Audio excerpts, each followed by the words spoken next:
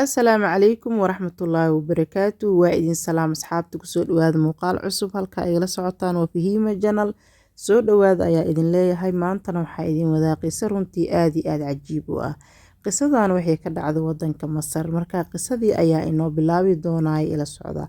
Qisada waxay ku bilaabanaysaa waxaa jiray nin wadanka Masar u dhashtay waxaana deganaa magaalada Qaahira. Ninkii ayaa xanuunsaday muddo markuu xanuunsanaa kadib wuxuu u tagay dhakhtar. Dhakhtarkii wuxuu u sheegay xididdada wadnaha ee dhiigga qaada in ay xirmi doonaan isla markaasna aan guud ahaan wadanka Masar aan waxba looga qaban karin. Waxa uu u sheegay haddii uu aado wadanka Jarmalka in markaasi xanuunkiisa wax laga qaban karo. Markaa ninkii bukaanka ahaa ee u dhashtay Masar waa uu oggolaaday. Waxa uuna markaasi u sheegay dhakhtarkii inuu Jarmalka aadi doono.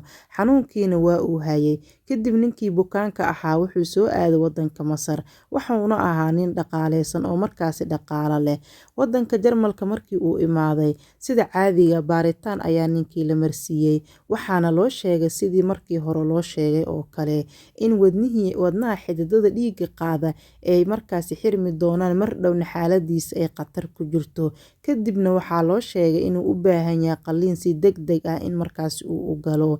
Ninkii markii intaasi loo sheegay waxa uu dhakhtarkii u sheegay in markaasi qalliinka uu diyaar u yahay laakiin uu doonayo in uu ku noqdo wadankiisii Masar gaar ahaan magaalada Qaahira oo uu deganaa. Waxa uuna dhakhtarkii u sheegay in uu rabo dhammaan ehelkiisii, asxaabtiisii iyo walaalihiis in uu soo macsalaameeyo.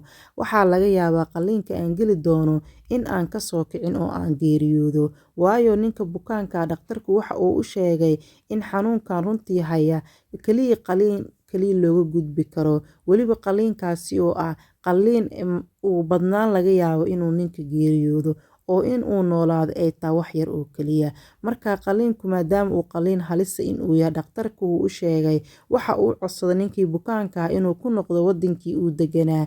Kadibna uu soo macsalaameeyay dhammaan ehelkiisii, qaraabadiisii iyo asxaabtiisii. Sidaas kadibna ninkii Masriga ahaa waa uu soo baxay. Waxa uuna ku soo noqday wadankiisii Masar. Maalin maalmaha ka mid ah asagoo ku jiro macsalaameynta ehelkiisii iyo qaraabadiisii ayuu wuxuu wadada kula kulmay meel hilib lagu iibiyo isla markaasna u dhaweeday goob qashinka lagu daadin jiray. Qashinkaasi dhexdiisa ayaa waxa uu ku arkay qof dumara oo markaasi qashinkii ku dhex jirta. Waa uu soo dhawaaday waxa uuna weydiiyay walaal halkan maxaa ka haysaa. Kadib gabadhii ayaa wixii ugu jawaabtay halkan ayaan lafo ka guranayaa markaa lafahaas ayaan rabaa inaan qaato. Ninkii ayaa wuxuu ugu jawaabay lafaha halkeed geynaysaa maxaad ku samaynaysaa. Marka asagu waxa uu moodayay in ay markaasi u joogaan eeyo iyo wax noocaas camal ah oo ay lafaha u geynayso. Laakiin naagtii waxay ugu jawaabtay ninkii Masriga ahaa waxa ii joogaan ciyaal markaasi ciyaalkaygu aad bay u gaajeysan yihiin. Maalin kasta halkan ayaan imaadaa.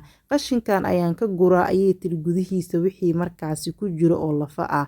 Markaan guriga geeyna waan kariyaa oo maraqaas ayaan siiyaa ciyaalkayga. Ninkii ayaa aad iyo aad runtii u naxay. Gabadhii ayuu wajigeeda fiiriyay. Runtii gabadha waxaa ka muuqata daruuf aad u markaasi u adag. Ninkii aad buu u naxay. Waxa uuna dhahay nakeen aniga ayaa ku kaxeynayay. Kadib gabadhii ninkii waa uu soo kaxeeyay. Waxa uuna keenay dukaan markaasi hilibka lagu gado. Markaas kadib ninkii waa uu kaxeeyay gabadhii waxa uuna geeyay dukaan hilibka lagu gado oo goobtaasi ka dhawaa. Waxa uuna la hadlay ninkii hilibka gadayay. Waxa uuna ku yiri gabadhaani waxaan kaa codsanayaa in maalin kasta inta ay hilib u baahan tahay aad siisid. Kadibna wixii lacaga aniga ayaa bixin doona. Gabadhiina waa uu u sheegay waxa uu ku yiri halkaani ka soo doono maalin walba intii hilib adiga iyo ciyaalkaaga idinku filan. Gabadhii runtii aad bay u faraxday. Farxad aan caadi ahayn baa wajigeeda ka soo muuqatay. Waxa ayna si kal iyo laab ugu duceysay ninkii Masriga ahaa. Waxa ayna tiri Ilaahay ha ku siiyo caafimaad taam ah. Markaas kadib ay faraxday oo ay u duceysay ninkii waxa uu la ballamay ninkii hilibka gadayay si gabadha maalin walba hilibkii loo siiyo. Sidaas ayuu ninkii hilibkii gabadhii ugu wareejiyay. Intaas kadib ninkii waxa uu ku noqday wadanka Jarmalka. Dhakhtarkii ayuuna la kulmay. inta qalliinka uusan gelin ka hor waxaa loo sheegay in uu geli doono baaritaan. Markaa baaritaankii la marsiiyey kadibna ninkii dhakhtarka ahaa ayaa ninkii Masriga ahaa waxa uu ku yiri oo maxaa iga soo doontay. Markaas ayuu wuxuu ku dhaw waxaan kaa soo doonay inaad markaasi qalliin la igu sameeyo. Kadib ninkii dhakhtarka ahaa wuxuu ugu jawaabay ninkii Masriga ahaa anigu ma aqaano halka iska soo daaweysay laakiin waxaan u maleynayaa wadankaagii aad ku noqotina iska soo daaweysay markaa wax cudura iyo wax xanuuna aad qabtid ma laha. Kadibna ninkii Masriga ahaa aad buu runtii u fahmay halka markaasi caafimaadkiisa uu ka imaaday. waa uuna qosla waa uuna dhoola cadeeyay waxa uuna hubsaday in dhakhtarka hadalkiisa uu run yahay. Mar labaad ayuuna weydiiyay in xanuunkiisii markaasi baaritaankii lagu sameeyay laga waayay wax xanuuna ah. Dhakhtarkii ayaa mar kale ku celiyay waxaa u maleynayaa in markaasi wadankaagii lagugu soo qalay ama aa caafimaad ka heshay waayo markii aan kugu sameynay baaritaanka wax xanuun ah laguguma arkin ee maxaa sameysay ayuu ku yiri. Kadibna ninkii xanuunsanaa ayaa markaasi waxa uu uga jawaabay dhakhtarka.